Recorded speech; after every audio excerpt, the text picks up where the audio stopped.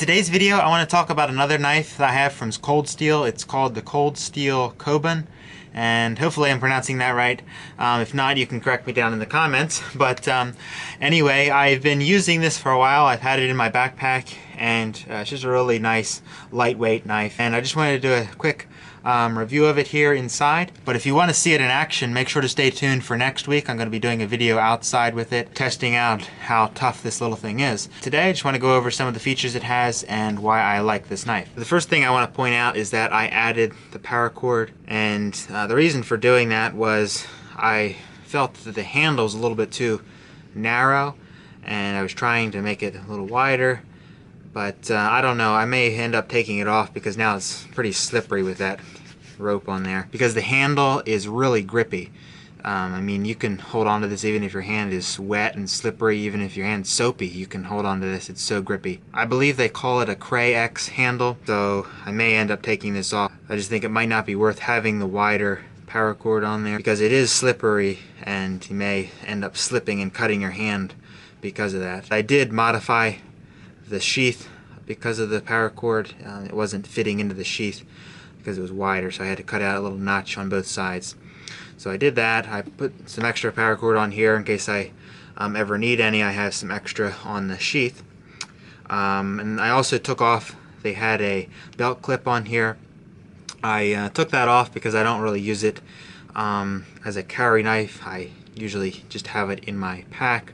And if I am carrying it, it's not too bulky to carry in your pocket, because that's one of the great things about this is how light it is. And to give you a better visual of what it looks like without the paracord on there, here's what the handle looks like without the cord on there, and then that's the belt clip that I was talking about, and I just took that off. So that's kind of what it looks like without all that paracord on there. So let's take the sheath off, and let me talk about that a minute. It really snaps in there nice, and it does take some pretty good effort to pull it out of the sheath, so you don't have to worry about it coming out when you don't want to or falling out. So let's take that off and take a look at the blade itself. You can see it's a American Tonto tip, and the cutting edge I believe is 5 inches.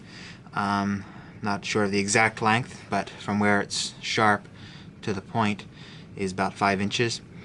Now you can see on this side it says Cold Steel and AUS 8A, that's the steel that they're using. And on the other side it shows the name of it. The thickness of this blade I believe is around 2 millimeters, and I really love the Tonto blade on this because of its strength. You can really do some prying with the tip of this without breaking your tip off. And also you get a bonus with this, you have 2 points. So you got this point and then you have the point here. Again, the big feature of this knife is how light it is. I believe it's around 4.4 ounces, so it's a really light knife. So if you're looking for something that's maybe heavier, beefier, and you're able to do some chopping with it, it'll be a little harder with this knife. You can still do it, but it's not going to have that weight behind it to do chopping work with it. So that was just a quick look at the Cold Steel Kobun, just kind of overviewing what it is and just some of the features it has. Next week I want to make a video where I will be outside doing some more extensive testing with it. So hope you'll be looking forward to that one. I think that'll be really fun. So make sure to stay tuned for that. And thanks for watching, and I will see you in the next video.